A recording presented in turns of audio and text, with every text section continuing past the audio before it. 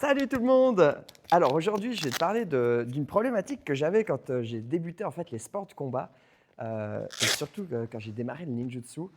Donc pour positionner ma frappe, je trouvais vraiment très difficile au début de trouver vraiment mes appuis, trouver vraiment la force dans le sol.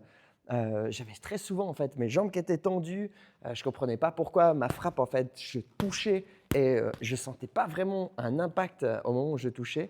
Et du coup, j'ai envie de te partager avec toi, en fait, 2 astuces que je trouve super intéressantes. La première des astuces, c'est déjà, d'avoir ces 2 jambes bien pliées.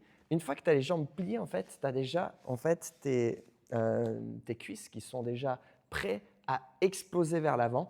Tu as déjà tes pointes de pied qui poussent dans le sol et du coup, en fait, tu es déjà prêt comme sur un ressort à déplier, en fait, ta hanche vers le côté.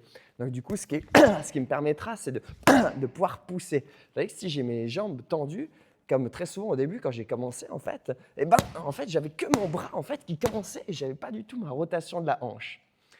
La deuxième astuce, je viens de la dire, c'est la rotation de cette hanche. Donc au moment où j'ai mes jambes qui sont fléchies, en fait, je vais essayer de pivoter ma hanche légèrement avant mon poing et du coup, ça va entraîner tout mon corps. Donc, si je prends par exemple simplement mon jab, je vais essayer de pivoter et de balancer en fait mon jab. Si je prends mon uppercut, je vais pivoter, je pivote et en même temps, ça me donne de l'élan. Donc voilà, ça c'est les 2 astuces pour quand j'ai commencé, je trouve ça vraiment très difficile et je vais continuer à te partager avec toi plein de choses sur comment j'ai commencé avec des difficultés et puis qu'est-ce que ça pourrait t'aider si tu débutes aussi les sports de combat, les arts martiaux.